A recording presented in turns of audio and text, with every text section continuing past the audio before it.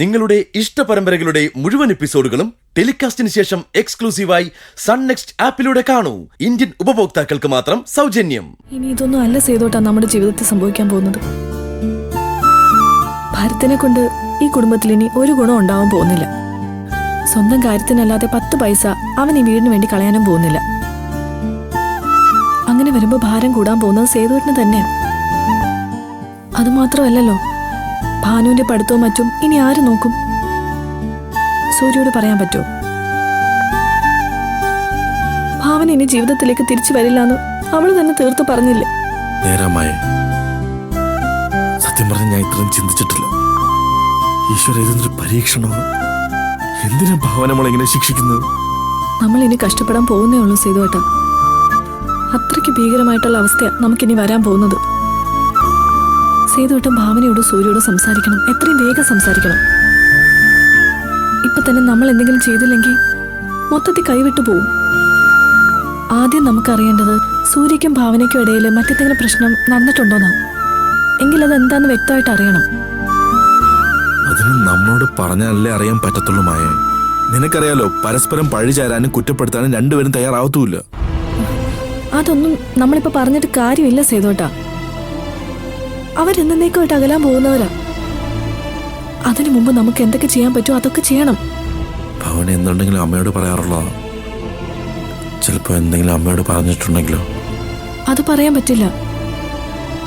ഭാവനയോട് അമ്മയ്ക്കിപ്പോ നല്ല ദേഷ്യമുണ്ട്. അല്ലെങ്കിൽ ഒരിക്കലും അമ്മ ഭാവനയെ തല്ലില്ല. അങ്ങനെയാണ് നീ ഒന്ന് അമ്മയോട് സംസാരിക്കണം.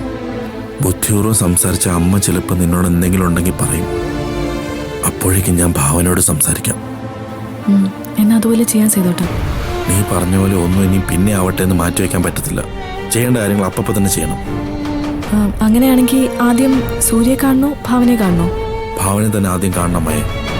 അവക്കിനി എന്നോട് എന്തെങ്കിലും പറയണമെന്നുണ്ടെങ്കിൽ പറയട്ടെ. പണ്ടേ അവൾ എന്തോ ഉള്ളിൽ ഒതുക്കാൻ മേടിക്കുക. എന്നാ ഇപ്പൊ തന്നെ പോയാലോ സേതുട്ടാ? എവിടെയാ തുടങ്ങേണ്ടതെന്ന്, എന്താ അവളോട് ചോദിക്കേണ്ടതെന്ന് ഒരു പിടിയും കിട്ടുന്നില്ല. ഒരു കാരണവശാൽ അവൾ ഒഴിഞ്ഞു മാറാൻ പാടില്ല. എന്താ വേണ്ടെന്ന് ഞാനൊന്ന് ആലോചിക്കട്ടെ. ചിലപ്പോൾ എന്തെങ്കിലും സൂചന ഭാവനയുടെ നാവിൽ നിന്ന് കിട്ടിയാലോ? ഈശ്വര, ഇതിന് പിന്നിൽ മറ്റെന്തെങ്കിലും കാരണം ഉണ്ടെങ്കിൽ അത് നീ വെളിച്ചത്ത് കൊണ്ടുവരണേ. ഇനി നീ ഭാവനയെ പരീക്ഷിക്കല്ലേ.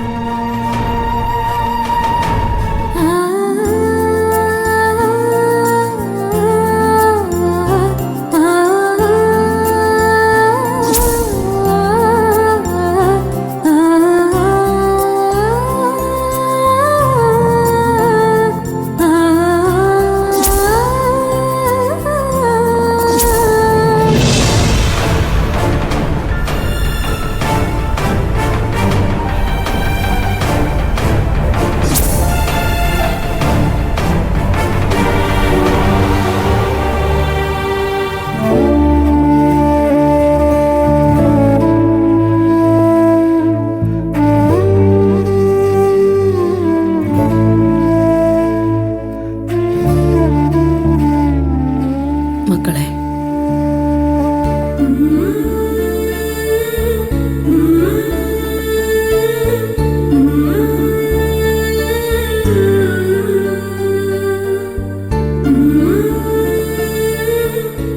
മോൾക്ക് വേദനിച്ചു.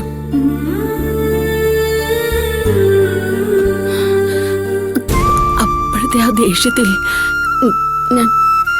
ഞാൻ എന്താ ചെയ്തു പോയെന്ന് ഓർമ്മയില്ല.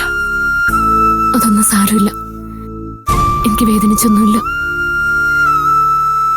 വിഷമിക്കല്ലേ. അമ്മ ഇത്രയും നേരം ആലോചിക്കായിരുന്നു നീ എത്ര പെട്ടെന്നാ മാറിയെന്ന്. പിന്നെയാ ഞാൻ മനസ്സിലാക്കിയത്, എന്റെ മോള് എന്തെങ്കിലും ഇല്ലാതെ ഇങ്ങനെ ഒരു തീരുമാനം എടുക്കൂല എന്ന്.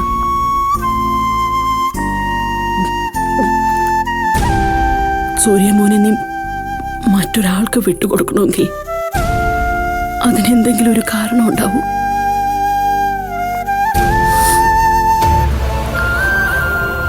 അതെന്താന്ന് അമ്മ ഇപ്പൊ ചോദിക്കുന്നില്ല. പക്ഷേ അമ്മയ്ക്ക് അറിയണം. എന്താണെങ്കിലും മോൾ എന്നോട് പറയണം. എന്നും മറ്റുള്ളവരുടെ നന്മയ്ക്ക് വേണ്ടിയല്ലേ നീ ജീവിച്ചിട്ടുള്ളൂ. ഇതും അങ്ങനെ ഒരു നല്ലതിനാന്ന് അമ്മ വിചാരിച്ചോളാം. ഇങ്ങനൊരു പുണ്യകാര്യം നീ ചെയ്യുന്നതില് അമ്മയ്ക്ക് അഭിമാനമേ തോന്നുള്ളൂ. ചിലപ്പോ സൂര്യക്കൊരു കുഞ്ഞുണ്ടായി ആ കുഞ്ഞിനെ കാണുമ്പോ ദൈവം ചെയ്യുന്നവരിലേക്ക് കുറച്ചും കൂടെ ആയുസ് കൂട്ടിക്കൊടുത്താലോ. മക്കളെ, മോള് പറ, അമ്മ നിനക്ക് വേണ്ടി എന്താ ചെയ്യേണ്ടത്? പറയാം. അതിനു മുമ്പ് അമ്മയോട് മാത്രമായിട്ട് എനിക്ക് ചിലത് പറയാനുണ്ട്. എന്റെ അമ്മയോട് മറച്ചു വെച്ചിട്ട് എനിക്കൊന്നും നേടാനില്ല. ഇതുവരെ ഞാൻ മനഃപൂർവ്വം പറയാതിരുന്നതാ. കാര്യങ്ങൾക്കൊരു അന്തിമ തീരുമാനം ഉണ്ടാവട്ടെ എന്ന് കരുതി. സൂര്യ കിട്ടിയ താലി നമുക്ക് തിരിച്ചു കൊടുക്കണോ അമ്മ?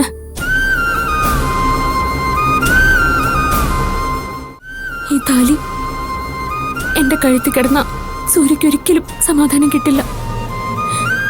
എനിക്കും അത് ഉൾക്കൊള്ളാനാവില്ല. ഈ താലി അമ്മ തന്നെ അഴിച്ച് സൂര്യയുടെ കയ്യിൽ കൊടുക്കണം. അതും ഞാൻ ആവശ്യപ്പെടുമ്പോ. അമ്മ ഇത് സൂര്യക്ക് കൊടുക്കുമ്പോ അമ്മയ്ക്ക് ഒരിക്കലും സൂര്യയോട് വെറുപ്പോ ദേഷ്യമോ ഒന്നും തോന്നാൻ പാടില്ല.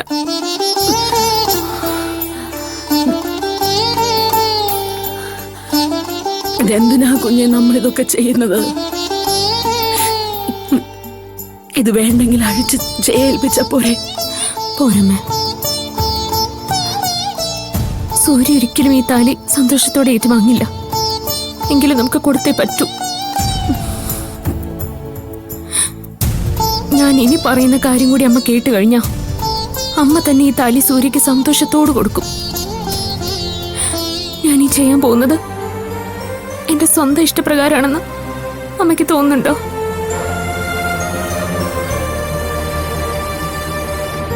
പിന്നെ സൂര്യയുടെ വീട്ടില് അന്ന് ജോത്സ്യം വന്ന ദിവസം യാദൃശികമായിട്ടാ ജോത്സ്യം പറഞ്ഞ ഞാൻ കേട്ടത്. ഞാനിത് കേട്ടതായി അവിടെ ആർക്കും അറിയില്ല അമ്മ. ജോത്സ്യൻ ഈ പറഞ്ഞ കാര്യം സൂര്യക്കും അറിയില്ല. എന്താ ജോത്സ്യം പറഞ്ഞത്?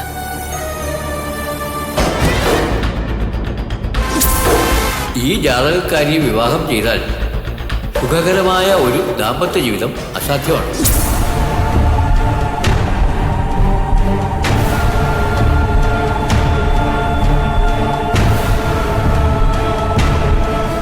ഇവർക്ക് സന്താന സൗഭാഗ്യങ്ങൾ ഉണ്ടാകാനുള്ള സാധ്യതയും വളരെ കുറവാണ്.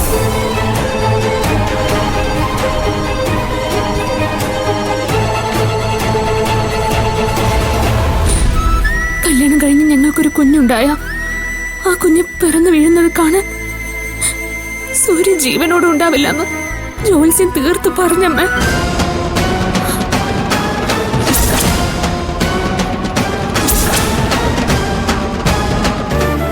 സൂര്യ ഞാൻ കല്യാണം കഴിച്ച ഇങ്ങനൊരു ദുരന്തം സംഭവിക്കുന്നുള്ള വിവരം ആന്റിക്കും അങ്കിളിനും മാത്രമേ അവിടെ അറിയൂ.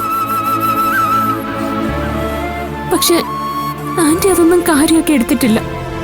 എന്നെ സൂര്യ താലി കിട്ടിയതുകൊണ്ട് ഇനി ഒന്നും സംഭവിക്കാനില്ലെന്ന് തന്നെയാ ആന്റി വിശ്വസിക്കുന്നത്. അങ്കിളിന് ധൈര്യം കൊടുത്തു. പക്ഷെ